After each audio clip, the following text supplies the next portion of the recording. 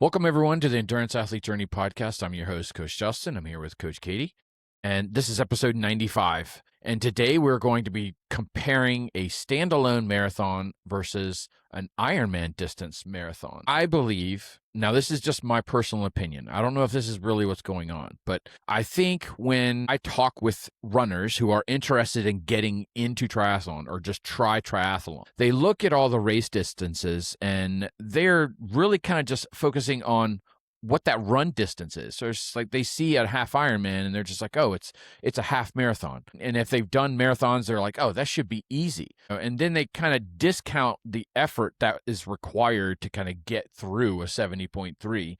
And so I think what this leads to is runners starting in what I feel is the wrong distance because the strategy is so much different. The training is very different. The adaptation and the demands on the body is really not even close to being similar. So we wanted to kind of compare and contrast what it's like to train for a full distance marathon. And then how would you compare that to the marathon portion of a full distance Ironman, so 140.6. As we're recording this is actually a really big weekend for Ironman. There's Ironman Chattanooga 70.3 that's going on tomorrow, actually, and I have quite a few friends that are racing that. And today is the inaugural Ironman Jacksonville. So it's the full distance, brand new race, brand new venue. So I'm kind of curious on how that's going to go. I have a couple friends that are doing that one as well. So this is kind of timely and it's interesting. I think that even as a coach, I kind of sit back and say, how would I coach somebody through a full distance Ironman and then try and convey to them why the run training may look different if they've run a full marathon and they kind of have an idea on what run training would be like for a marathon. And then they see the plan that we're executing and it could be very, very different. And so I think that this is kind of an interesting topic to throw out there, and I think it will generate some conversations. Katie, what are your thoughts on just training for a standalone marathon? I know that we've talked about this before, but if you could just kind of give just a brief overview on what you feel like training is like for one, and we'll just keep it in general terms. We're not talking about beginners or advanced and elite. Let's just say just overall, what do you feel is the demands on the body and the duration in which you think that the training should last? Yeah, I feel like for most people who are doing a marathon, gonna assume they're like not a beginner runner. I mean, there are different people, like people starting their first marathon versus someone who's done several, but we'll just assume we have somebody it's not their very first and maybe they have some experience with it. Let's make that assumption here. But generally, like with running, that's not necessarily all that person is doing. There might be some version of cross training. It's a little bit more simple because all we're worrying about is running, and the goal for the marathon for most people is to improve their time. The way we're training that is just sole purpose is just the marathon. That's what we're focusing on. So it's going to be different in that way. And so the way I sort of structure it is generally at least 4 or 5 days a week of running for a marathon. Like we've talked about already in the past episode, it's not something you can improve your time by only running 3 days a week and have a good marathon, unless you're maybe a real newbie.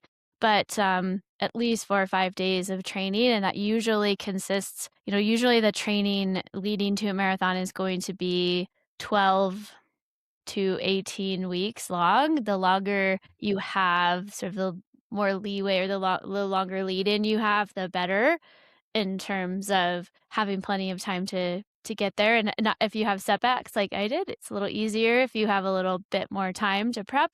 So, that's the first thing is like the time it takes. It's not, there's no short duration of time. I think the more time you have to prep for a marathon, the better. And then within that week, there's going to be different workouts, like a long run, which will progress usually from sort of wherever that person's been running their longest run, which could be anything between 8 to 10 miles up to eventually doing at least 120 miler for most people. Some runners it may not be quite that much, but it's some sort of longer duration run, somewhere be around 3 hours of running, so a really long run. There's going to be some sort of like a few easy runs in there where they're just kind of getting in the zone 2 training. And then there's going to be some focused, either like threshold running, some sort of threshold or some sort of speed, at least 1 or 2 days a week of that sort of some sort of focused work, and it depends on the time of their training plan. So they may have more speed focus early on, and then it's kind of leading into maybe more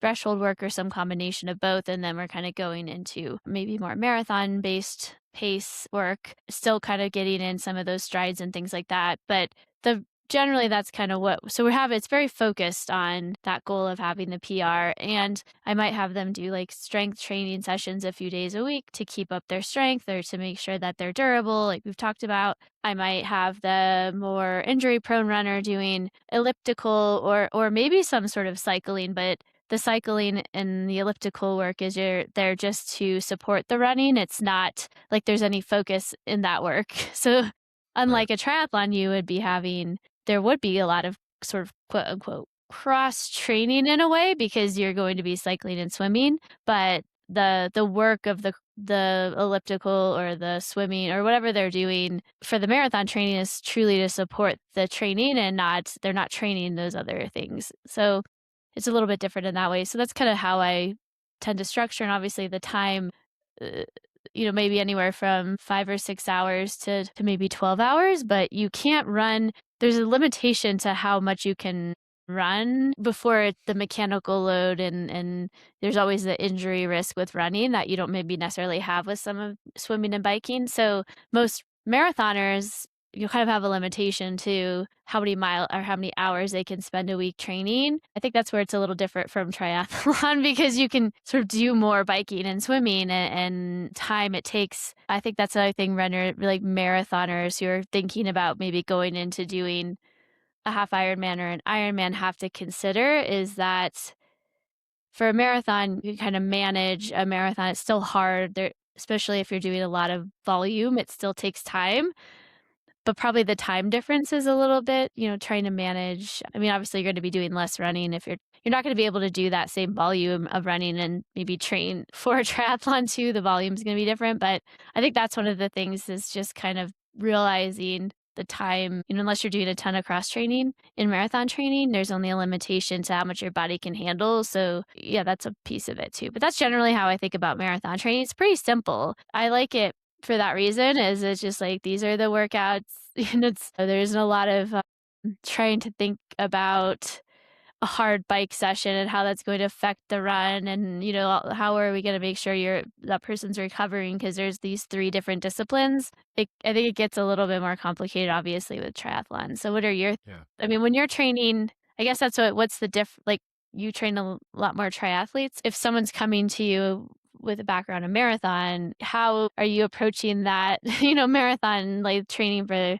the marathon portion of the triathlon differently, I guess, is like, how would you structure the week a little differently than a traditional? Yeah, the volume is going to be very, very different. For me, I believe the biggest return on investment is just building the bike fitness as deep as we can get it.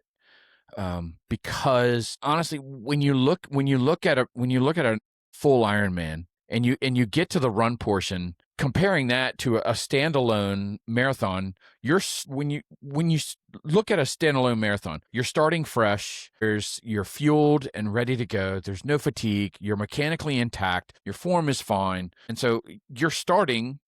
You haven't done anything yet.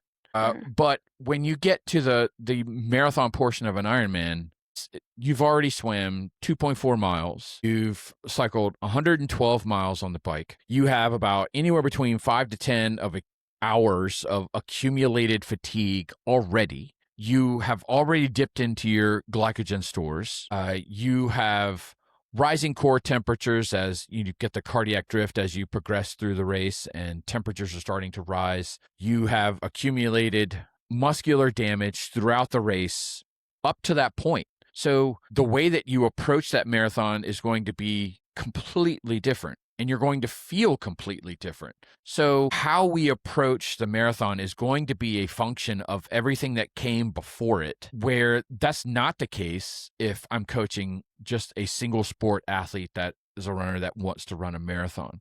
Very, very different. Well, the goal of the marathon in each of those scenarios is Yeah, totally different. Like, you're honestly, the not gonna be goal, able to get your PR, yeah, I mean, most of the time. honestly, the goal of the Ironman marathon is to simply survive. That is very, very different than the goal of a standalone marathon. And so I guess the way that I would approach it for most is I want to develop the deepest bike fitness that we can possibly get. The reason is because that sets you up to try and allow you to run like a runner during the marathon portion of a full Ironman distance race. So you're sort of saying, like, the more fit, the more fit that we can be on the bike, the less damage is going to accumulate so that you can get off the bike feeling okay. Not feeling fresh, but feeling okay. If that bike just like completely destroyed you, and then now you've got to figure out how to get through a marathon. So if I can get you as strong as we can on that bike so that we can limit the muscular damage and develop the nutrition strategy that would be required to fuel on the bike to set you up for a good marathon run, that's the goal of training. And that Right. tends to be my focus. That's my approach. Every Right. coach is going to be different.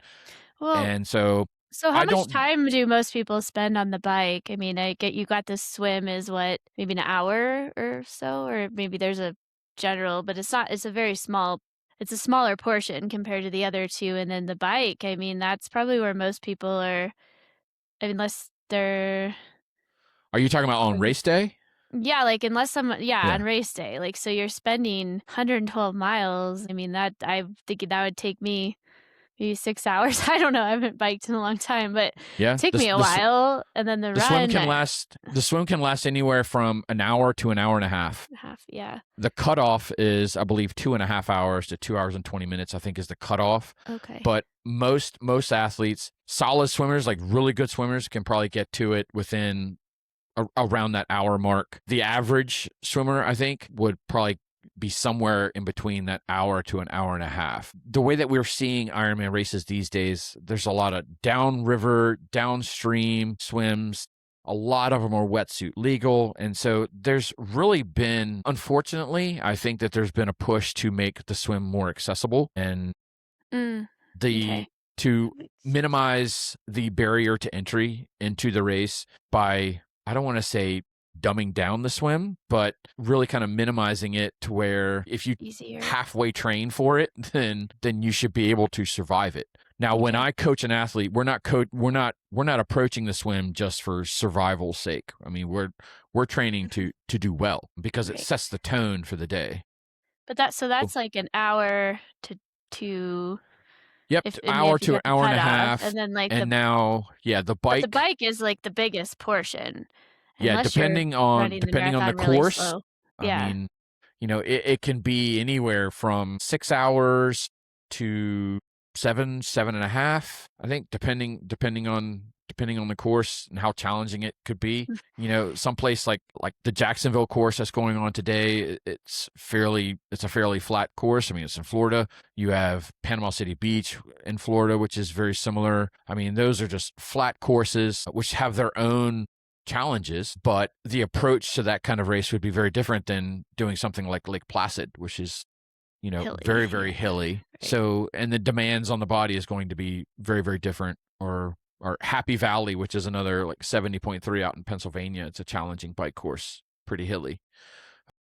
Or maybe out here in Colorado. That's going to impact, how long it's going to take, the demands and the damage that's going to be done to the body before they even get to the marathon. So you have like anywhere between, I don't know, maybe, I mean, pros are in their own in their own league there, but maybe like somewhere between 7 to 10 to maybe more. I mean, it depends on the speed, obviously, but you have several hours. Just try to, like, for people who maybe, I mean, there's probably a lot of triathletes that are following that maybe I'm assuming there are some triathletes that are listening that would be like, "Oh, duh," but I'm trying to have, like, the runners out there that are listening, like, conceptualize this if they've never really dipped their toes into triathlon, like, what this is like, because I think it's, I mean, obvious, a 112-mile bike is a lot, and if you're not used to swimming, is it what is it, 1.2?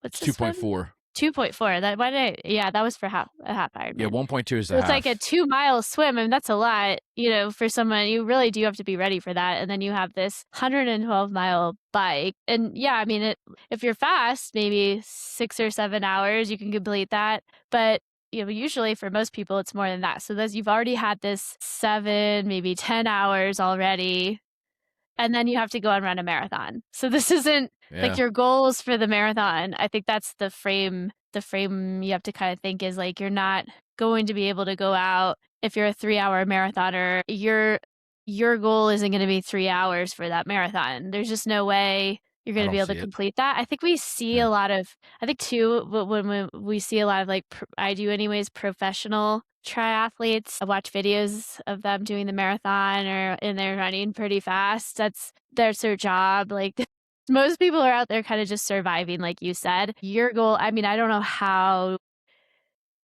I don't really know what I would recommend for like a 3-hour marathon or what their goal would end up being because it might really depend, like you said, on how fit they are, how strong of a swimmer maybe, but also like how fit they are in the cycling. Like if they can get themselves really good on the bike and feeling really strong and finishing not totally destroyed, they might be able to run. I don't know. I would say like add 30 to an hour to that PR, if not maybe more. And so I'm, just kind of reframing it as like this isn't going to be a fast marathon. You've already done all this work and as you're training for that, the types of runs you're going to be doing to kind of be able to get off the bike and get onto the run and stay, pace yourself are going to be a little bit different than what you would focus on for like just a solo or a soul marathon where you're not doing all of that to begin with. So I'm just trying to set the Yeah. stage for people of like, this is the time you're going to be out there.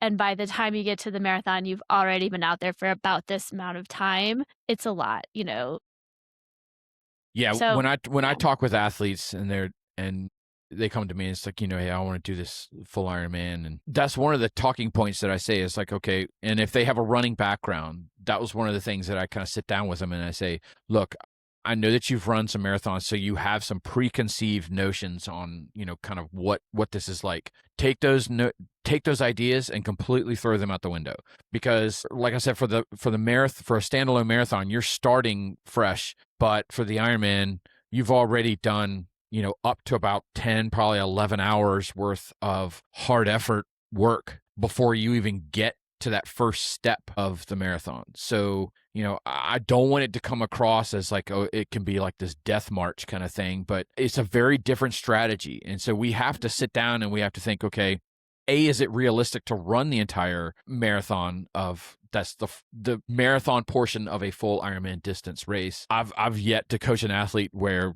we've done that. We ran the whole So thing.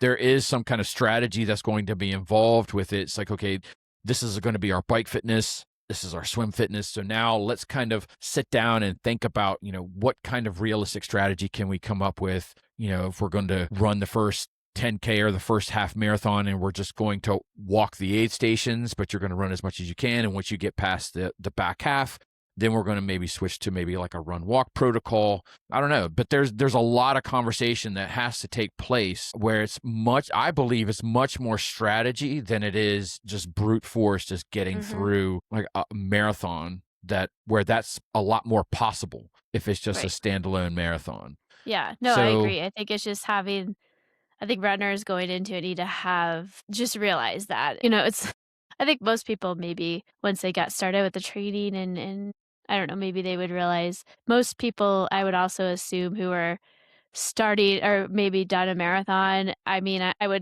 advise those individuals to maybe start with like an Olympic distance or mhm. sprint Olympic, doing some sort of triathlon distance that isn't an Ironman just to get an idea of the transitions and how it's going to feel maybe off the bike, maybe do a half Ironman and then maybe do an Ironman I wouldn't advise someone unless they were really gung ho about doing an Ironman and they wanted to skip all of the other things. But I would assume at some point in their training it to the Ironman, they would do something, but so that they would have an idea too of just what it is to come off the bike. And Mhm. Olympic, it's a little different. I mean, I've had some pretty fast 10Ks coming off of the bike. Like that's some actually surprisingly fast 10Ks. So it's a completely different almost than an Ironman. I would almost say maybe at least doing like a half Ironman because that when I did that, it was like coming off the bike. It's 56 miles, so half the distance, but it's still a little bit jarring because if you're used to sort of a sprinter and Olympic, you can feel pretty good off the bike. But once you get to that half Ironman, you start to realize, yeah, this is like a different beast almost. Like you do Yep. have to. So I would almost advise someone not to jump right in if they aren't, maybe if they have no background also in swimming or biking. I feel like you'd need some sort of like I don't know, year or so to like sort of get yourself used to training on the bike and used to swimming and swimming Mhm. itself is a whole I mean, if you're like me starting at the age of 22 or 24, whenever I started doing the master swim, like I never really swam that much before. So it's like you're taking on a whole unless you're having the background in swimming or in cycling of some sort of background there, it's taking on these other disciplines. It's almost a lot of work all it's in itself. And then you're adding on also the run training. I think yeah, that's something I'm kind of thinking of. It's not something I would just generally say, "Oh yeah, you want to do an Ironman? Like let's just jump right in and do it in Yeah. 6 months and you haven't it's like so much more to it. So anyway, it's my few Uh, thoughts I have. One of the things that I did want to bring up is that your execution on the bike really determines how well or how poorly your run is going to go. That's not a decision that you have to make for a standalone marathon. So one at a time, sometimes when athletes come to me and when we're training, and they say, I feel like I need more run fitness. I feel like I need more run. I need more run. And I mean, I get it because when you get to the run, if you feel like you're running poorly, then it automatically makes you conclude that my run fitness is just poor. But honestly, I think the way that you have to reframe it is like your run fitness may not be poor. It's you either overbiked it, so we Mm, need to improve your bike fitness or come up with a different execution strategy for how we're going to ride the bike during the race. And so we have to really fine tune how we're going to execute that because you can't approach it as a cyclist, right. because one of the things that I've talked a lot about with just single sport athletes that are cyclists, their strategies, no coasting down hills and that kind of stuff. It's free speed and all that. But as a triathlete, you can't ride the bike as a cyclist, nor can you run the marathon as a runner. You have to Mhm, think about the accumulated fatigue that you're going to stack on during the bike and how that's going to affect your run. So you have to execute the bike in a way that tries to minimize that damage. So that means that you're not going to really fully observe your bike fitness because you're holding back a little bit. So you're not out there riding as hard as you can. You're riding in a way that allows you to run later. mhm, So things like, your bike pacing, how you treat hills, those things that I'm trying to figure out like how to phrase this, how to approach uphills, how to approach downhills as a cyclist versus how do you approach them during a 70.3 or 140.6 Ironman race. I think that they're very different. Even if we coast down, for instance, let's just have an illustration. If we just coast down a hill, but we tuck in and we try and get as small as we can, just even if it's just a couple minutes, that deload of the legs and the deload off of the cardiovascular system, enough of those accumulated will be able to offset some of the damage that you would accumulate during a bike portion of the race. So even though you wouldn't approach it as a cyclist, I think that we have to think about what small little things can I do during this bike segment of this race that really kind of helps deload muscles, will give me some kind of advantage when I get off of this thing, and then I have to get through either a half marathon or a full marathon. So Mhm. we have to think about muscular damage while we're riding, and that's one of the things that I really focus on during training for my athletes and for myself as well, is to, like I said, get that bike fitness as deep as possible so that it doesn't take that much out of you, even though that you ride pretty hard and you're going to feel worked, but I don't want you to feel like you've come through a washing machine and now you're just like, okay, now I got to get through this. I So have a thought. I'm thinking for a marathoner, somebody who has a lot of run history or run fitness already, if they're coming in and asking for a training plan, I think the thing I would sort of tell them would be like, okay, you already have a lot of run fitness. You already have that piece. So like what we need to do is work on, like you're saying, the bike portion, especially if they're not cyclists coming into or haven't had a lot of training on the bike, or maybe they've only done some cross training, but they haven't done a lot of cycling.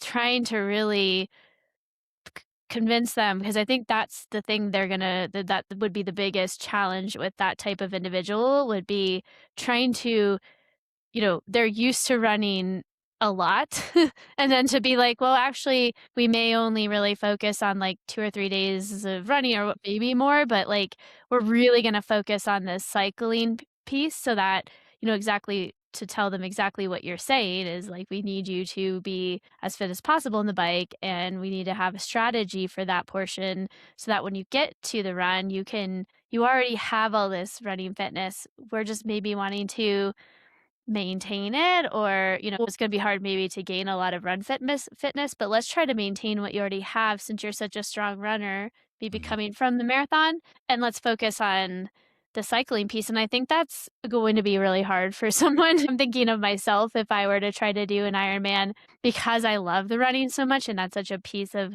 what I've been doing, is to, like, then be like, "Oh, you have to do more cycling," but it makes a lot of sense. But I'm thinking a lot of runners would struggle with that because they're so used to running so Yeah. much. But I think really trying to convince someone, yes, like, you already have the running fitness. What we need to do is set you up so that when you get to the run, you're able to be as strong as possible through the run and finish, and have a strategy for it. But we want to set you up because that's maybe your strength.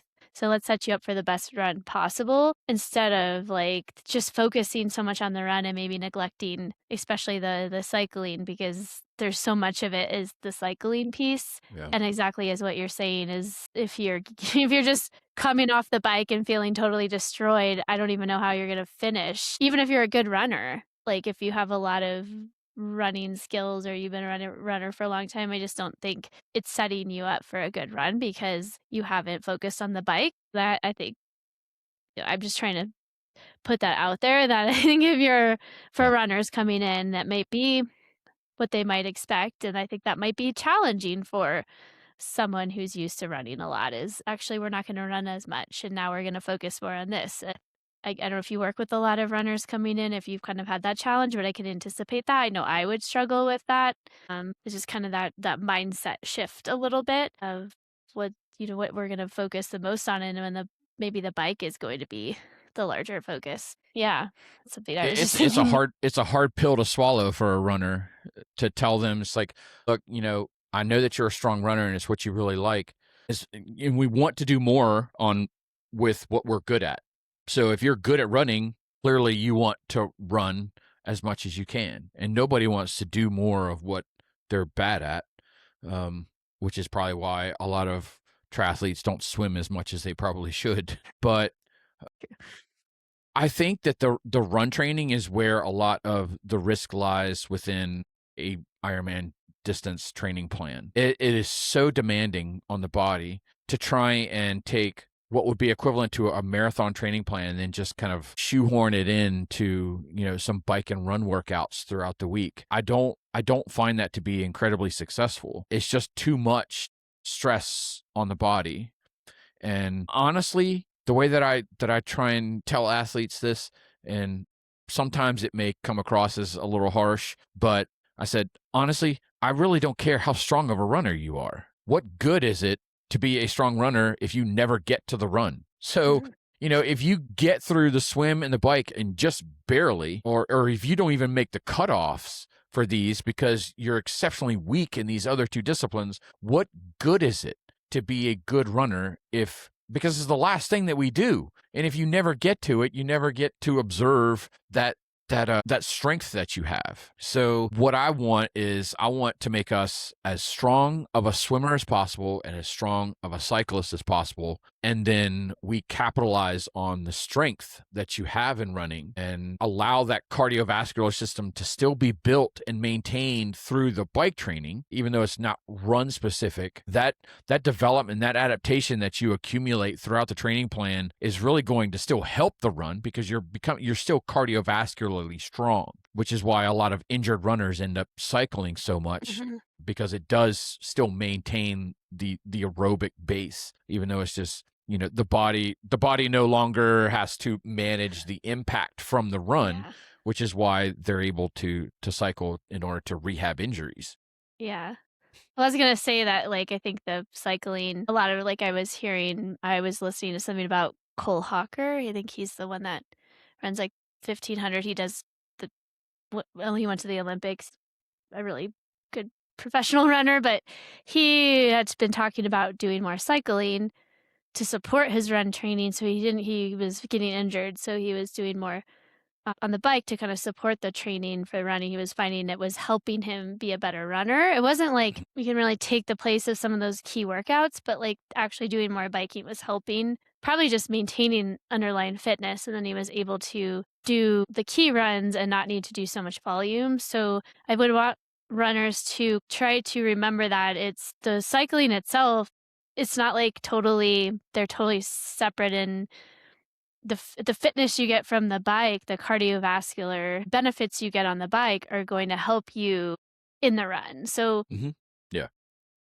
it's not like doing all that bike training is totally taking away from the run. It's actually maybe helping to support the run. So you could do less running and still be able to stay pretty fast. You might be actually surprised. So to let go a little bit of the need to do a certain amount of mileage or volume on the run, if you're going to do an Ironman or a half Ironman, and just have a little faith in that. And I think you might be surprised that you actually are able to maintain a pretty good amount of fitness on the run also, and that might be surprising and kind of freeing a little bit. I know when I was doing triathlon, I did far less running than I do now.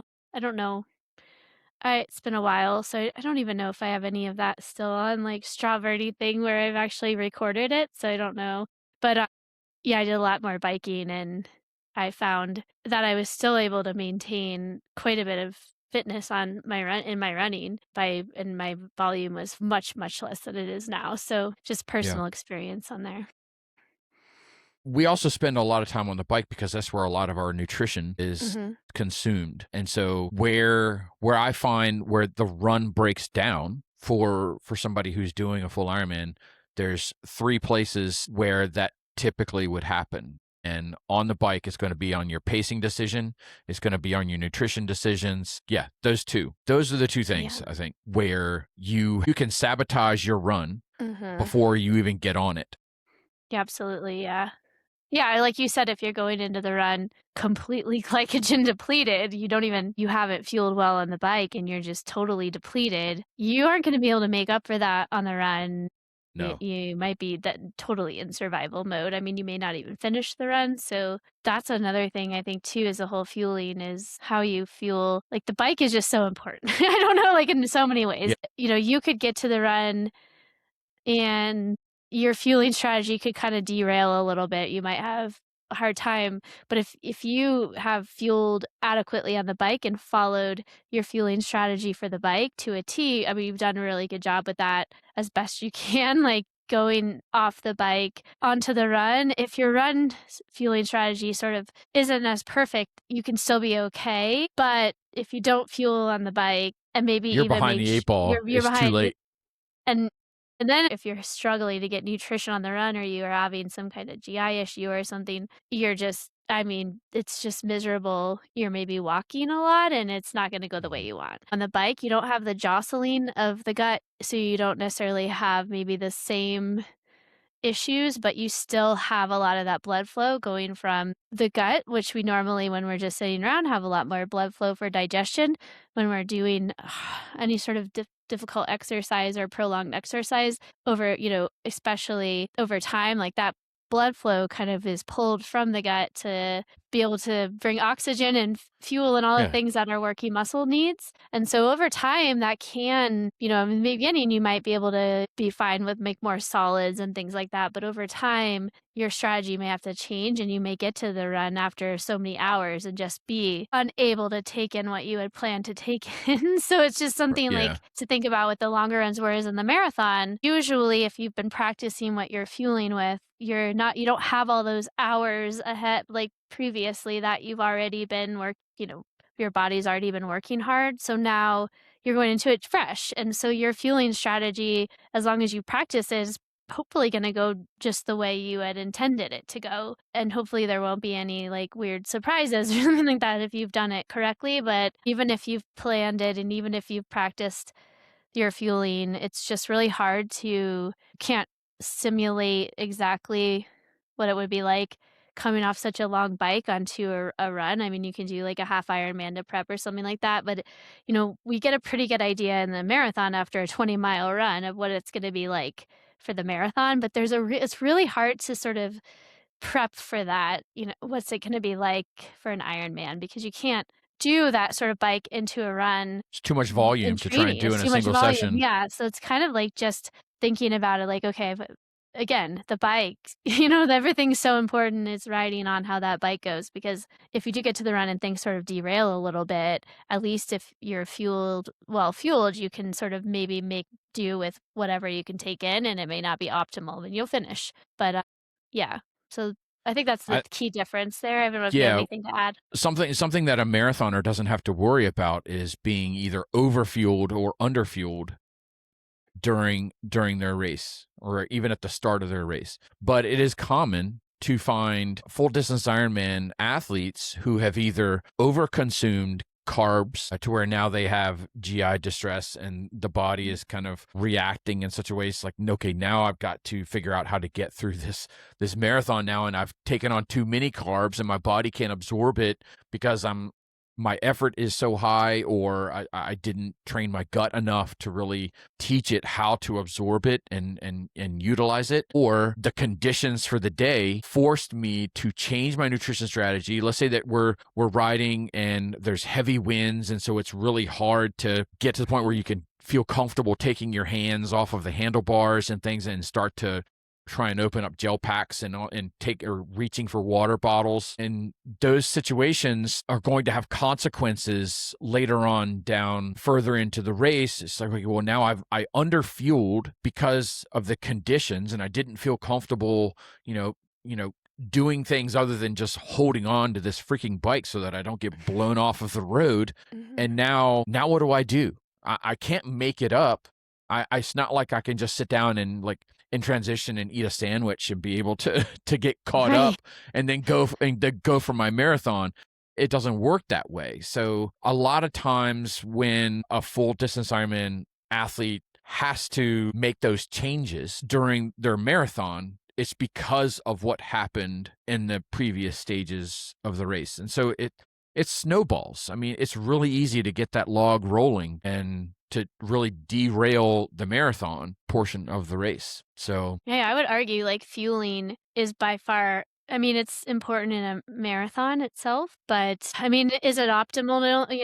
Can you get kind of get by off of like 30 grams an hour for a marathon? Maybe, maybe not have your very best race, but you kind of get by doing like the minimum, I guess, because I've seen people do it. I know people who do who somehow do okay. They could probably be better, but they do okay with just a few gels, which is really not enough. But you can't in an Ironman, you cannot get away with that, no. under fueling. It's just gonna get you, for sure. So I think that's a big thing is like, yes, I mean, for either scenario, for just a standalone marathon or an Ironman, I would encourage people to practice and make sure that they're fueling it and really optimizing it. Obviously, that's going to get them the best results. But for an Ironman, I do think it's going to be a lot more strategy, like in terms of practicing on the bike, yeah, training your gut, going for some of those really long rides and yeah, just really trying to dial it in. Like, okay, baby, all you are able to do now. And I talk about this in kind of my high carb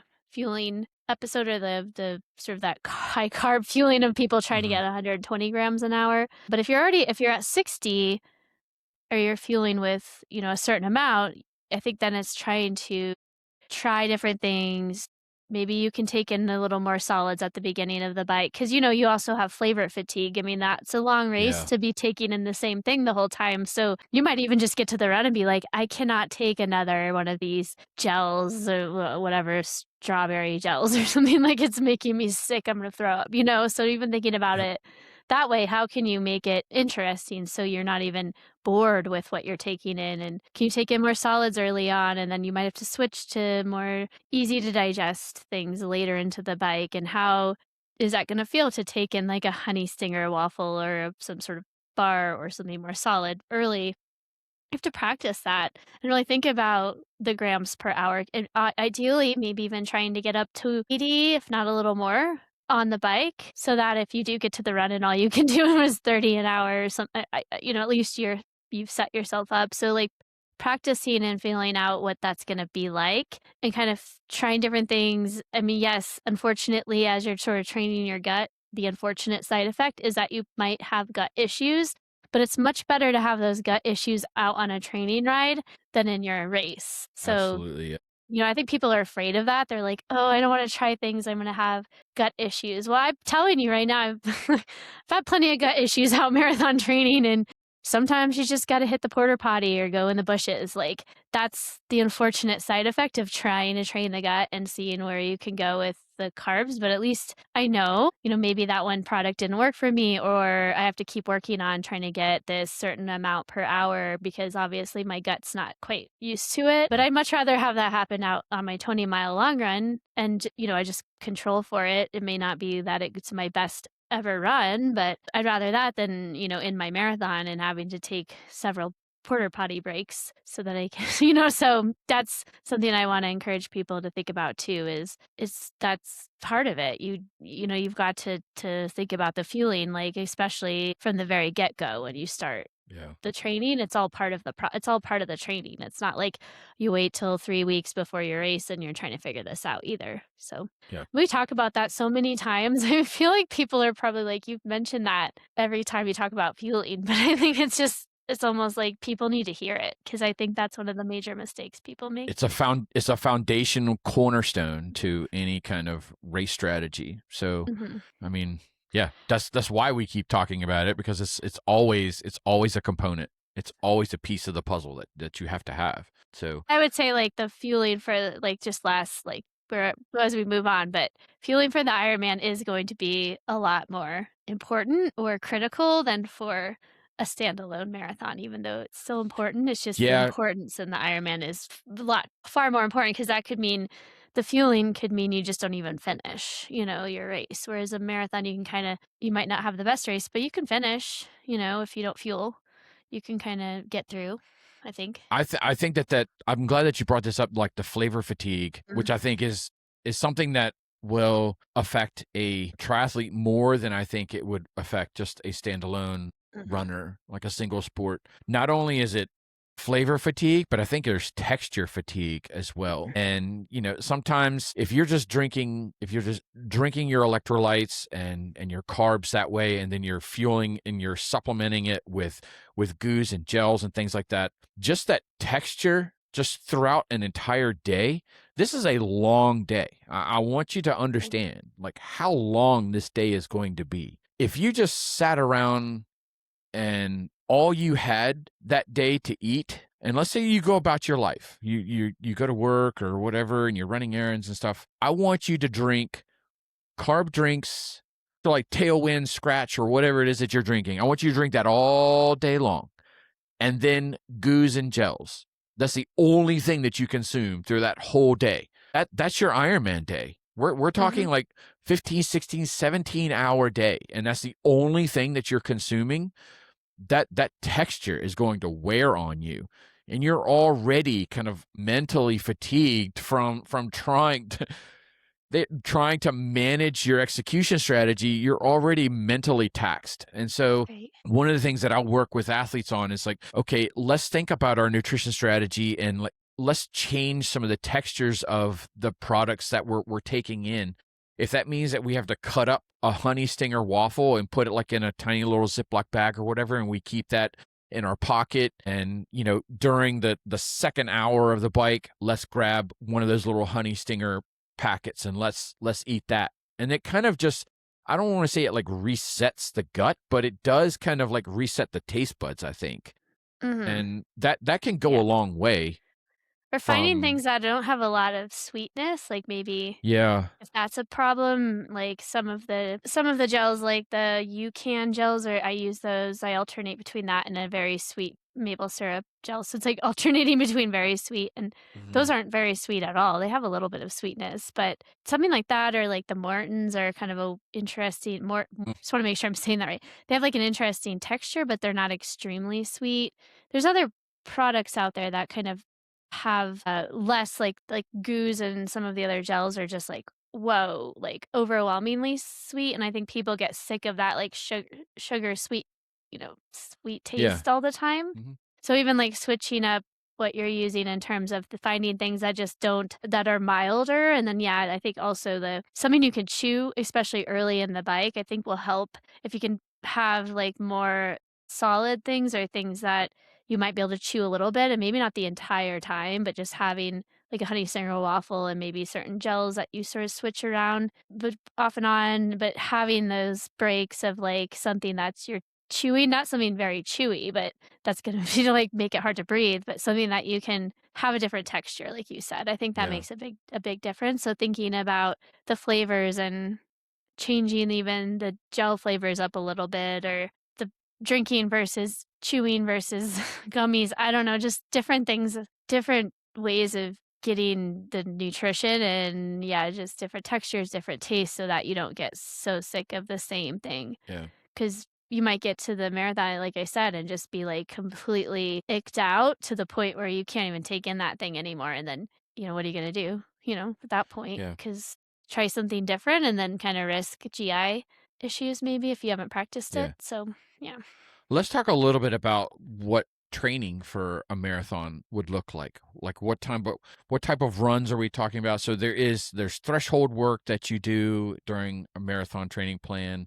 There's marathon pace work. I think that the long runs may be a little bit more aggressive than an Ironman distance, Oh, yeah. I training think for let's an talk, Ironman. start with a long run. So, Let's just start yeah, there. So, for a marathon, kind of depends. Like, again, I think for a more experienced marathoner, would tend to recommend maybe more than one 3-hour, 20-mile run. I would tend to sometimes even place some marathon pace work in that marathon run, whether it's like a progressive run where they start easy, maybe try to run fast. Maybe it doesn't exactly marathon pace, but it's like some version of start easy, finish strong. Marathon pace work, whether it's like on and off, like a couple miles on, 1 mile, but something in mhm, there so they're kind of used to running longer and still hitting marathon pace. Not every runner, like a beginner, I wouldn't do that. It would be mostly just easy running in those long runs, but that's probably where it's going to be the most different. If I were training someone doing an Ironman, I would just basically want them to get used to being on their feet, so it wouldn't be so much. I mean, maybe if they're really experienced Ironman and they're maybe more of like professional or really good, like they're having a really aggressive time goal, maybe. But for the majority of people doing an Ironman, I don't think I would. It would be like our focus for the long run is just like time on feet. Maybe we would do one long run of 20 miles or so, but I probably wouldn't do several more than that. Maybe like longish runs, but not like a really, really long one, maybe one. That's how I would approach. I don't know, what would you do for the long run? I'm curious because that's how I would approach it differently, yeah. but yeah. I think the way that I would approach the long run is definitely no aggressive pacing Uh-huh. with it, because it's not something that you're going to see on race day. And I Exactly, think yeah. if anything, it's going to sabotage your ability to be consistent during training. And I think that yields more return. So I think that the long run for an Ironman training plan still maybe 2.5. I've Wouldn't never do it. given anything longer than 3 hours ever. Mm, yeah. And with that 3 hours, I mean, somebody depending on the person, they could, they do that 20 miles, or it could be 16 depending on the person, so it really Yeah. depends, but yeah, I mean, We, d- I yeah, would agree. I wouldn't do anything longer than 3 hours for for an uh-uh. Ironman triathlete, yeah. So if we don't get to 20 miles, I don't think that there's that big of a deal. It's not that important for me as a coach to get my athlete to that point where we've covered like 20 miles, we've gotten up to 22 miles. No, because I feel that it takes too long to recover from it. And there's too much Uh-huh. damage that's done from it to where it's going to affect our ability to swim and bike in the preceding days. So to me, I would honestly prefer my athlete to be a little bit undertrained on the run and overtrained on the bike. And I think that sets them up for a better performance on race day that way. For the long run, I'm just, okay, we're going to go out nice and easy. If you want to have like little short intervals, like little bursts of things, then that's fine. Let's just keep them really, really short. We're not trying to hit paces or anything else. We're just running based on feel. And there's, like I said, there's no pace work in this plan. And I don't believe in it. And it's just my personal approach to training. Other coaches may have a different method as well. But I'm more interested in the durability of the athlete and really just kind of fatigue resistance, low intensity efficiency. Like, what is that run stride going to look like, and what does your form look like under high levels of fatigue Uh, and slower paces? Because we all have seen that, if we want to run slower, our gait changes. The stride gets shorter, and mhm. I want to approach my long runs that way and say, okay, well, let's just keep our stride a little bit shorter, because that chances are that's what we're going to see on race day. Uh-huh. Because you've just gotten off of a 112-mile bike, we're not going to have a run stride. You're going to have a run stride after a long bike. And it's not the Yeah. same. So there's no point in trying to achieve that and train for that. So I want my athlete to try and maintain as good a form as possible for as long as possible. And once that form starts to break down, then the run's done, because there's just too much risk Right, that's yeah, absolutely, associated with yeah. it. That makes sense. Yeah, I So, would agree. When I do pace work in a long run, it destroys me for a while. Like, it's a lot. So to think, okay, I have time, maybe a couple days to recover, but if you're also trying to train 2 other things, I think that would be harder to be able to come back and get the work you need to do. yeah. For a marathoner, I might have a couple, like, key sessions, depending on how recoverable they are, usually it'd be, like, a couple, maybe max, like, 3, but it wouldn't they would all have, like, a different purpose, and there might be, like, one really intense session, and then one that's just kinda like some speed play, and then one that, so it'd be depend the day what I'm doing each of those days, but it's like 2 or 3 days of some sort of key, like, workout, whether it be, like, a threshold run or speed or even just some sort of speed play where it may be like a fartlek or progression run where maybe they start easy and progress the pace, so those aren't as demanding, but they still involve some work, so some version of that. And then obviously in between, it's gonna be easy run recovery runs or some sort of cross training, but I would assume, like, for an Ironman, that would your key sessions probably are only gonna be 1 a week, I would assume. If Like, that. I if mean, that yeah, now I don't want people to walk away from this discussion saying that Ironman athletes don't run hard, because that's uh-huh, that's not the case at all. I mean, we do have some intensity in our runs. The frequency in which we put the intensity in the plan is less than the intensity that I would put in for a marathoner. So, the way that I typically will build a plan, guide an athlete along, is, let's just say that we're going to run 4 times a week, which I think is that, in my opinion, is a little bit, that's sufficient for an Ironman. You have the long run, maybe a moderate run, and 2 short runs. Then we can throw in a little bit intensity in one of those short runs, where we'll do some progressions or some alternating runs where, it's a little bit of faster pace for a segment of time, and then it goes back to a relaxed, and then, goes up again and Mhm. relaxed. So it's that alternating method. Those are fine. I probably wouldn't put them in the training plan every single week, because if I do that, then I may give them a little bit of an easier bike week if I'm going to Mhm. put in more run intensity. And then the next week I may switch it and give them a little bit more bike intensity and decrease the intensity in their run. So it's really this, think of it in terms of a scale. I want the scale to be balanced. And if I put too much intensity in one, then it tilts that scale up. But then I got to figure out how to counterbalance it. I think that's where the art of, trying to manage an Ironman athlete comes from, because it's not all going to be data driven. I mean, there's this really big push these days to have science backed, data driven training plans. I think that there's a time and place for them, Mhm. but each athlete is so uniquely different in how the body responds and adapts, and the stimulus Right. that is going to be needed to develop that adaptation, that, just because something is, data driven doesn't mean it's appropriate for everybody. I may have to say, this is what the data shows us in this case study, and I try and give that to an athlete, and they don't respond the same way, and they end up getting hurt. So Mhm. that does them a disservice. So then there's things that I may do this not backed by science, not backed by data at all, but because I know the athlete and how their body responds and what kind of stimulus I need to inject in the training plan to get a particular response. I may not do that with any other athlete, and it may not work for any other athlete, but it worked for that one.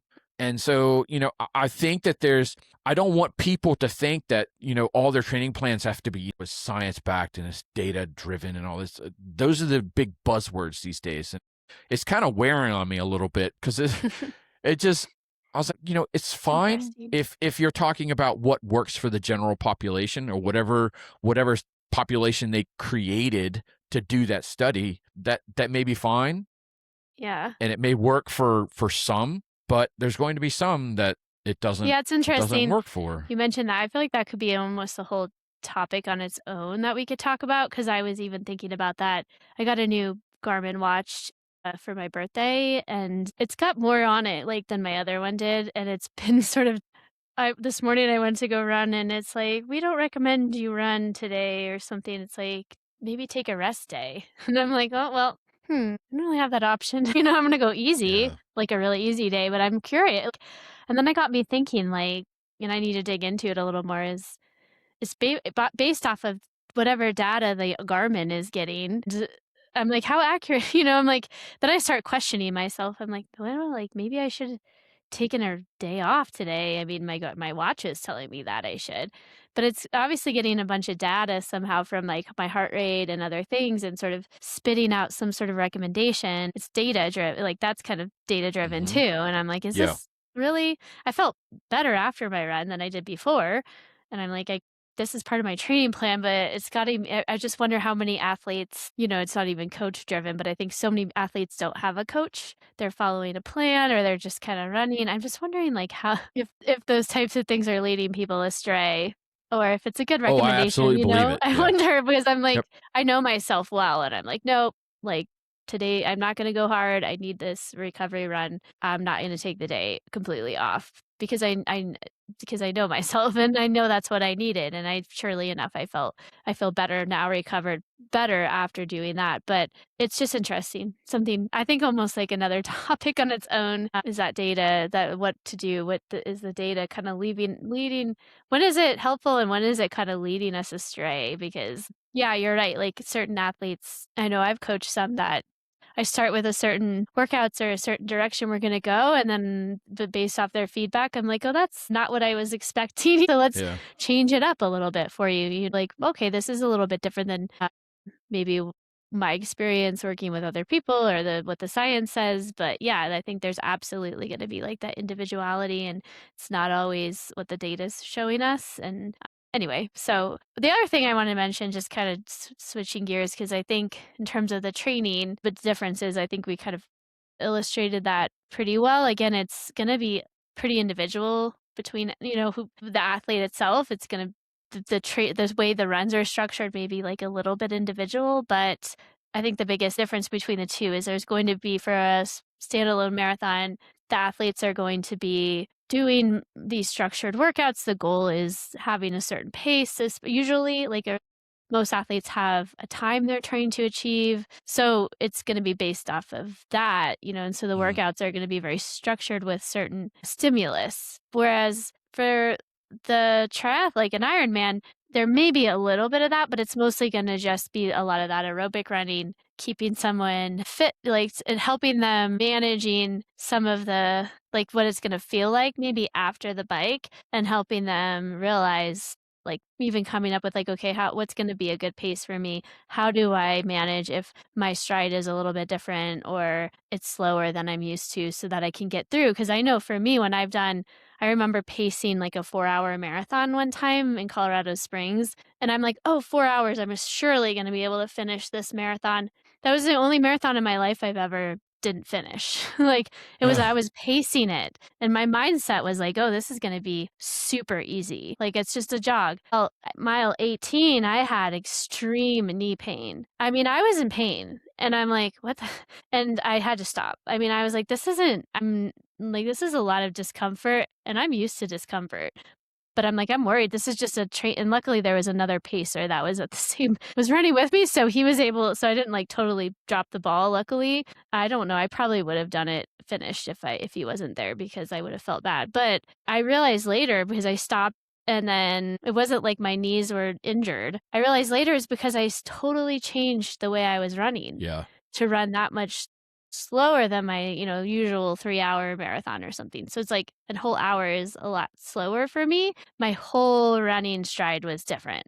And by mile, which would have been fine for a shorter distance, but by mile 18, I was having that much pain. So it's an Yeah. interesting thing. I think you mentioned there. I didn't even think about that before, but I think it's that you may be running 30 minutes slower than your marathon PR or more, depending. So getting used to what that's going to feel like and be kind of used to that different sort of biomechanical. I mean, not that you're changing your biomechanics, but there is going to be something there to consider because the stride Yeah. length is a little different. So being able to prepare for that, I think would be really important because I'm thinking to myself, like, that I would have been walking, or I don't know if that was like an Ironman and I had now had a 4-hour marathon I was trying to achieve. Just the stride changes alone just destroyed my That's destroyed one of me. the reasons, yeah, when I work with if I'm working with a marathoner, then, we are definitely going to have a little bit more of a pace focus just because that's the way that they typically work. I can't convince a marathoner to ignore pace. It's like trying to, change the nature of somebody. It just doesn't. It's like part of their DNA. But when I work with a triathlete, our run training is very, very different, has a very different focus. And the focus that I put on it is like our run training is going to be developing patience. And, when I have a runner who comes into the sport of triathlon, they want to run it like a runner. And I was like, no, no, it's not going to feel that way. And so we really have to work on being patient when you come off of the bike. That's the whole purpose behind the brick sessions that we do. And I know that this is going to piss people off. And that's the way it is. The purpose behind the brick is the practice of this pacing. It's the practice of patience coming off of the bike. Because what happens is they come off the bike and they want to run like a runner, and now they've completely sabotaged the back half of their marathon Right. because Mhm. they've come out too hard and too fast. So when I work with a triathlete, I'm going to say, look, the start of our runs is going to feel brutally slow. And there's a reason behind this. I want to drill this into your head to where it becomes second nature, to where if you feel like you're getting off the bike and you start to run and you're like, man, I feel like I'm just crawling, then you're right where I want you to be, because then that allows us to build. Mhm. You can't go out hot and then try and unbuild that building because it is not going to work. I'd much rather you learn to be patient coming off of the bike and allow that run to develop, which is not the way that a marathoner thinks.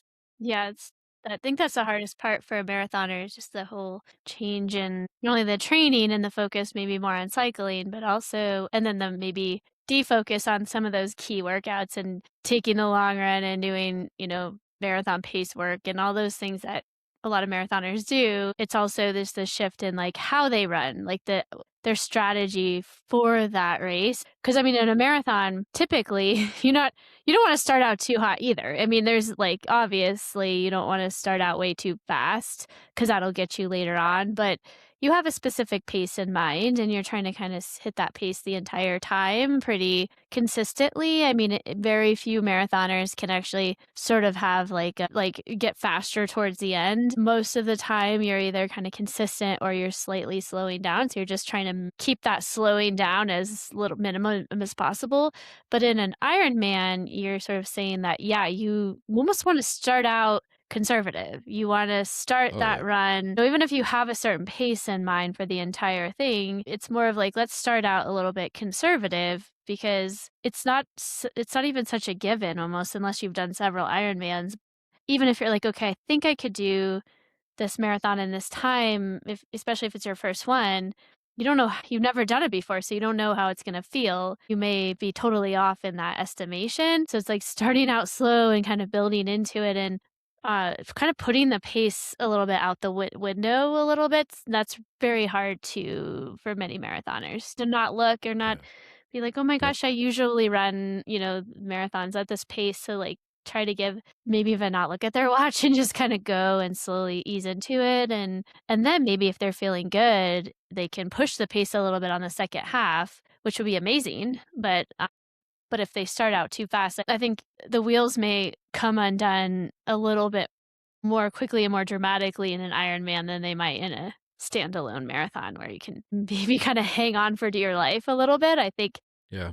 when you do that sort of thing, when you've already had so much accumulated fatigue and effort from the other so many hours you've been out there, it's gonna unravel a little bit more quickly and more dramatically. So just that shift in mindset, and in a lot of ways, like I'm kind of thinking about it, I'm like I've just so focused myself on this pace thing. That's one of the things I loved about like ultra running was that the pace thing wasn't. I mean, maybe now with some of these pro ultra runners, they're thinking more about pace. But when I did it, it was like just based off how I felt. And I really didn't look a lot at my watch or my pace because you're going up and down hills and mountains and there's different terrain and it doesn't matter so much. And that was extremely freeing to me. I loved that part of it because I'm like, sometimes I just get so sick of like looking at my watch and what's my pace and, which you do have to do a little bit of for a marathon. So I think my thought is maybe it would actually be freeing to be able to just be like, you know what? This thing, I know it's not going to be a PR marathon. I just want to finish it. Like, I'm going to run it. I'm based off of feel instead of pace. And maybe some runners would actually feel like that would be like a nice shift in mindset and freedom to not have to be so focused. So there's another way of thinking about it. Yeah. One of the big things that I think marathoners can get away with is run efficiency. I think that the marathon is a little bit more forgiving with runners who may not be as efficient as they could be. Mm. But for the Ironman, I think that efficiency matters so much. Marathoners too, with like some of the shoe technology, I do think that's allowing, like the carbon plated shoes and I think that's allowing people who are less efficient to be able to get away with that more. Whereas before I think that's a piece of it is just being able to, they're saving people a little bit from that wear and tear that maybe having a little bit less efficiency. And that's probably one of the pieces of what that technology does. But I agree. I think even without the technology, probably true. I think that what we can see is that by the time you get to the run, any kind of muscular inefficiency, whether that be in your cycling approach or your swim approach, that stuff just compounds over time. And so by the time that you get to the run, you're already muscularly compromised because of those inefficiencies. And so as that stuff starts to accumulate, the way that you're going to have to approach that marathon now is at a compromised place rather than like a standalone marathon. doesn't have that same kind of scenario that they have to deal with. Mhm. A True. marathoner will see those compromised situations later into their race, but it's quite common for an Ironman to see those compromised early Early. Yeah, into the that makes sense. marathon, Yeah. and that's hard to manage. Mhm. That's true. Yeah, that makes sense, like, maybe seeing that halfway through and you're whereas, like, a lot of people who are running a marathon might see that the last 6 miles at some point, but you can It's force hard yourself through it's 6 hard to see it miles, when you're only a 10K into your marathon of an Ironman. You're just like, oh my gosh, you're seeing stuff that like marathoners see in the last like, the 10K last 10 of their yeah, that marathon. makes sense. That's interesting. Yeah, that's a good point. I think the other thing, maybe the last piece here would just be and we've kinda covered this a little bit, so we could quickly kinda go through this, would be the recovery piece. Obviously, Yeah. there's the recovery demands are different, so, like, a marathon runner, if they're doing it correctly, you're doing, like, your hard run, and then you have a 1 or 2 recovery days that are very focused on recovery. Now, do a lot of marathoners get that wrong? Sure, yeah, some people don't take the recovery run seriously enough, and that probably gets them into trouble, but if you're doing it correctly, you're not trying to balance the 3 different sports, and I think it's just more complicated, is what I'm trying to Mhm. say. So, I don't know, like, 'cause you're coaching, like, how do you think about, recovery? I do think overtraining risk is probably especially for an Ironman triathlete, probably higher than a marathoner, although obviously marathoners still struggle with that. But what are your thoughts on the recovery as we kinda wind this down? That's one of the reasons that we have to approach the run so cautiously and conservatively. And that's I'll say it this way. That's the why I approach the run training as conservatively as I do. Not all coaches do this, but I can only speak for how I would implement it. And so I have to be really careful on the long runs that I give my athletes because that just takes a lot to recover from. And I don't want to put them in a situation where I give them a long hard run and now they're on the shelf for like 2 days. Well, that means that now we've lost some valuable swim training. We may have lost like 1 or 2 bike sessions that could have been in there. There's a big cost for going too hard for Mhm. for something. And the recovery is really, really important. I'm still not a big firm believer in like, consistent rest days within a training plan. I go back and forth on this, and I know that there are people out there who's just like, oh well, that's where the growth happens, and that's where the performance takes place, and so you've got to have complete rest days. I'm still not there yet. I think that there's You mean like a whole day off? Yeah, like Or you'll what do see you mean some by training this? plans where there's always 1 day off every Okay, single I week. see. And I've That would be never harder in coached a that way. triathlon, I feel like. I mean, I have a hard time Yes. adding complete rest days into my marathon training plan because of the volume trying to hit. Like, it pushes me to have to do a lot more volume on other days, and I'm like, I'd rather spread that out a little bit more evenly than have to do, like, double runs all the time, which I think would be actually more of an issue for me in terms of, Mhm. like, recovery than spreading the volume out. But for triathlon, when you're trying like, I don't know. I'm a firm believer in active recovery, so Yeah, me I too. I feel like you could probably put in like an active recovery swim, but also like I I wonder too, like my part of my thought is like when I do my elliptical training, I can get my heart rate up maybe a little bit past zone 2, but I'm not taking the mechanical Mhm. stress. It's still stress, right? So it's not like I'm like there's no stress to it, but I'm not having the same mechanical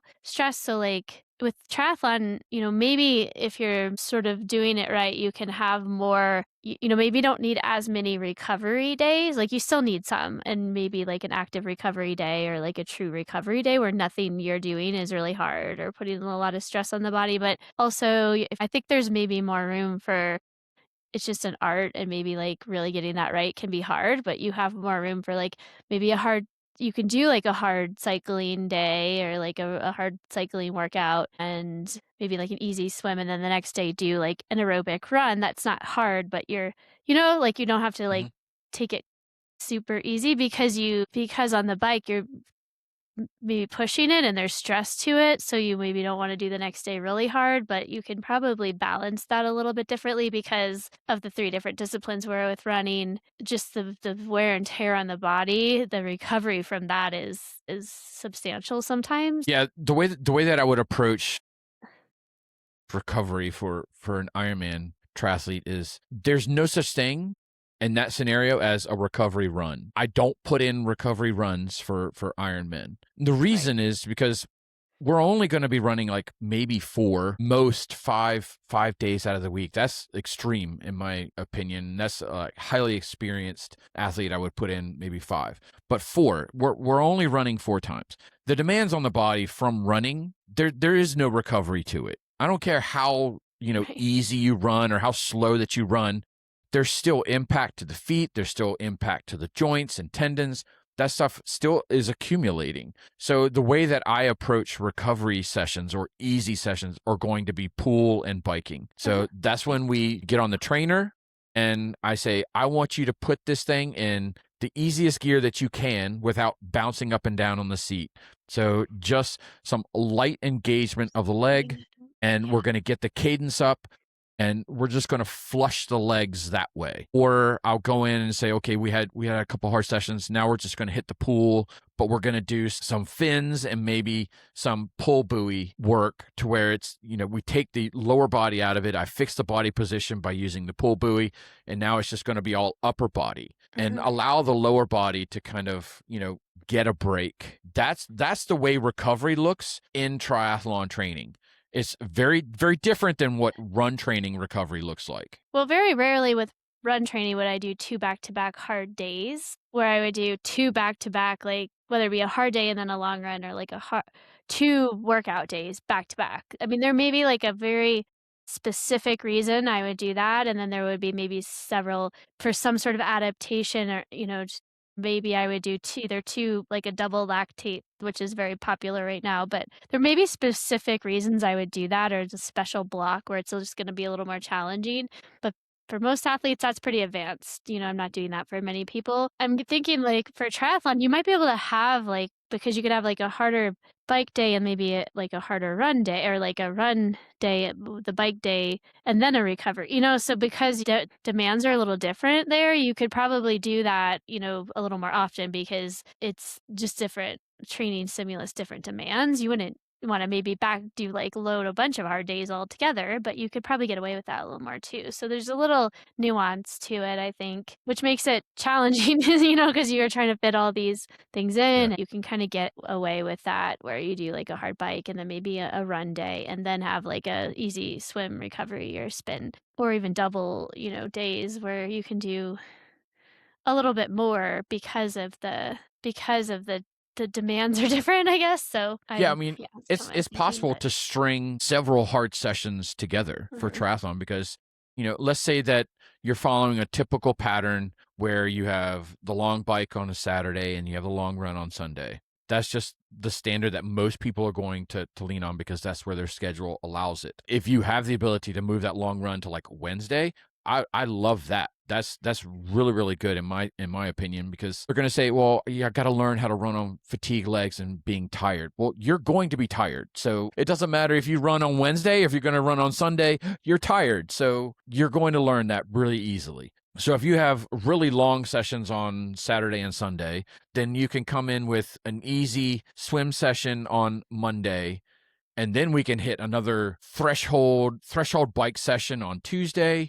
Then we can come in with a hard session in the pool on Wednesday. We can do a hard run on Thursday, and then an easy session on Friday leading into another mhm, big volume on Wednesday. So because we can sequence hard sessions as long as we do it in such a way that the demands on the body are spread out. So I can really tax the legs from the bike, but I don't want to do another hard run the next day because the legs are still trying to recover yeah, that from makes the sense. hard bike session the previous day. But if I can shift it and say, now we're going to have a hard pull session, then that's going to be mainly your upper body stress. And while the legs Mhm, then are getting some kind of reprieve, it's still not, complete rest. But I've now shifted the demands on the body to the upper body. And then the next day I can come in and say, okay, effectively the legs got a little bit of a rest day yesterday because we swam hard.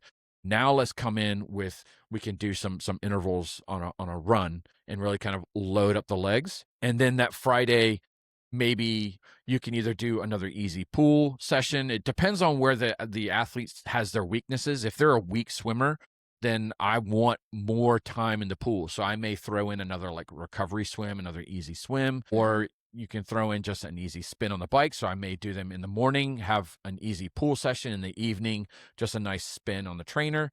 And that leads right into the long bike on Saturday. And we just keep rolling like that until the body tells us that it needs a break. Right.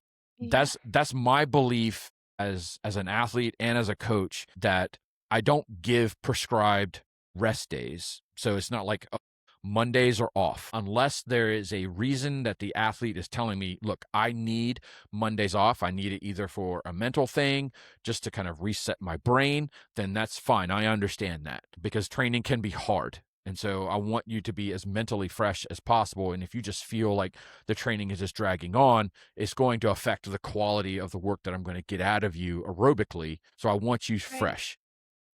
And then I tell them, it's like, look, we're going to keep rolling forward until I start to see some degradation in performance, or your comments that you're giving me in Training Peaks from your workouts. It's like, this should have been a really easy workout, but I felt so tired. I felt so dragged on. I felt like I was sinking in the pool rather than sitting on top of the water. Then that's the indications that I need that, okay, now we need a rest day. But I don't just throw in just like every Monday we're gonna have off, because we have volume that I want you to have exposure to try and set you up for a successful race day.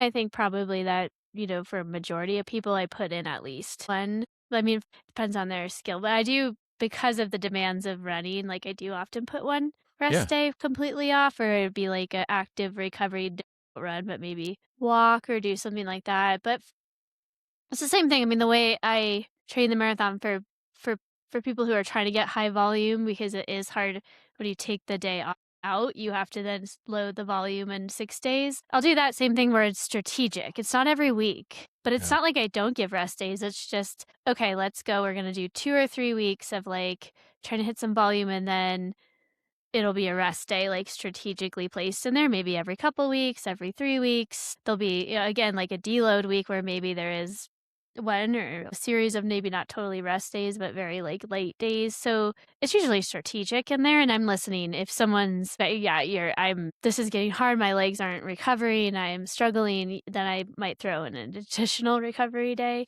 But I think that's probably but the recovery, I think, is just more with the Ironman. I would assume more of thought out a little. I mean, but you don't maybe need as many recovery days, but you also have to kind of make sure you're thinking it out a little bit different, right? But it's just a different way of thinking about recovery in a way, because you're managing the 3 sports. So, and obviously they're both sleep, fueling, stress management, all the same. Those are going to be critical for all of both. Right. Maybe arguably more so for a triathlete who's got maybe more hours they're training potentially. But all of that's going to be the same recommendations that we talk about for recovery are all important no matter what you're doing. Yeah. I don't know if the recovery, it just looks differently, I think. Yeah, it's just a different marathoner. Yeah. And so sometimes it'll just catch people off guard. It's like, oh, well, where's the rest day? Because they've been conditioned to say, well, rest is where the growth happens, and that's where the adaptation takes place. It's just like, well, I mean, not necessarily. The way that we approach it, you still will deload some fatigue, but we're not interested in completely, deloading. So the way that we approach it is different. Yeah. So, but yeah, I mean, if I have an athlete who is not sleeping well and those sorts of things, I mean, that has to be considered. So if you come to me, it's like, oh, I have a really stressful job right now. There's a big project and I'm really worried about it. So I'm only getting like 6 hours of sleep a night, and it's really kind of shallow sleep. It's not really deep restorative sleep. Then that's a different scenario. Then I have to say, okay, well, now maybe until this project is over, I'm just going to give you an established day off. And once we get on the other side of this, then we'll rethink it and be a little bit more proactive that way. Because I don't want to break them down to the point where now they don't need a rest day, they need a rest week. That's not what we want. So I think one of the problems with coaches that tend to be a little bit more hands off and just don't communicate with their athletes, this is where that falls, that starts to break down. There's not enough communication that's taking place between the athlete and the coach to where we can make that assessment. And it's always the case where it's just too late. When it shows up, and it's can be devastating. Yeah, it can be like actual overtraining where they're, I mean, yeah, needing a whole week off or more just because they're so dug themselves so much into a hole. So Yeah. I agree. That's why when I work with someone, I want it to be a little more hands-on, and, that maybe does mean that there's a little more of a cost to it potentially, but it's like, I wanna meet with people at least every 2 to 3 weeks, if not some sort of communication, and it's like weekly, I'm looking at their comments and, like, trying to get an idea of their, what's going on, and it is more but it time intensive in that way, but it's important because you don't wanna Yeah. miss some sort of signal that something's going on or information that's valuable, and I don't ever want anyone I worked with to ever experience overtraining syndrome or anything close to that, 'cause it's not good. I feel like that's mostly what I had. I don't know if there's any Yeah, last that, point. that pretty much wraps up. I think Mhm. that Yeah. hit all the points that I think I wanted to cover. So this has been episode 95 of the Endurance Athlete Journey podcast, where we've talked about the comparison of a standalone marathon and how that training looks compared to an Ironman marathon. So I think this has been a really fun conversation, just between you and I, Katie. I think I've had a good time. I hope other people have enjoyed it as well. All right, but I want to thank you guys for joining us. Thank you so much for the support that you continue to show the podcast. If you found this episode to be helpful to you, or if you know somebody else out there that you think that this would be helpful, then please consider leaving a review or a comment or sharing the episode with anybody that you think it would help. That is greatly appreciated. As we've said before, we don't monetize the podcast, so we don't have ads, we don't have sponsors. So one of the great ways that you can show support for the podcast is by sharing episodes with others, leaving reviews and comments, because it really does help increase the exposure of the podcast and allows other people to find us. So those are greatly appreciated. It doesn't take very long. It's like a couple seconds just to click on 5 stars if that's what you feel like it's worth. We greatly appreciate that. We also have the Endurance Athlete Journey podcast group. It's a private group on Facebook. We've been growing out this community from day one, but we really would love to see some more involvement. And we just hope that you would consider, because it's a place where we can share some additional content. We can reach out and have direct contact with the listeners and with us as the coaches and the hosts of the podcast. We'll get ideas on future episodes, maybe Q&As. This is just a great way to just interact, which I would love to do more of. So I hope that you will consider joining. All you got to do is just answer one simple question and agree to the group rules, and it lets you right on in. So I hope that you will check that out. We are both active coaches and taking on athletes onto our rosters. So if you are looking for coaching, you just need help maybe coming up with workouts, and you're just kind of stuck and you're not seeing the development that you really want to see, or you're just super busy and you're tired of trying to figure out what kind of workouts you should be doing, and ChatGPT is just giving you the same old stuff that everybody else is doing, then I hope that you will consider us as your coach. So you can, if you're interested in working with Katie or reaching out to Katie, you can go to fuel2run.com. She does dietetics for all sports and run training. You can go to tabularasaracing.com and you can reach out to me. I do multi-sport and single sport training plans and one-on-one coaching as well. Just do your due diligence. Finding the right coach is really, really important. You've got to find one that just fits. They may be a great coach, but personality-wise, they just don't mesh with you.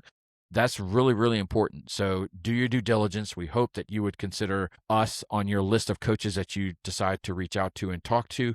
But if you have any questions, don't hesitate to reach out. We're more than happy and would love to talk to you. I think that boils it down. So this has been episode 95 of the Endurance Athlete Journey podcast. I've been your host, Coach Justin, along with Coach Katie. And thank you guys for your support. And we will talk to you again next time. Yep. Bye. See ya.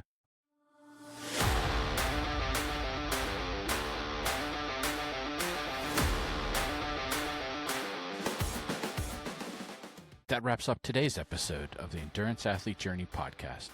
Endurance sports have a way of teaching us patience, humility, and resilience, lessons that carry far beyond the workout.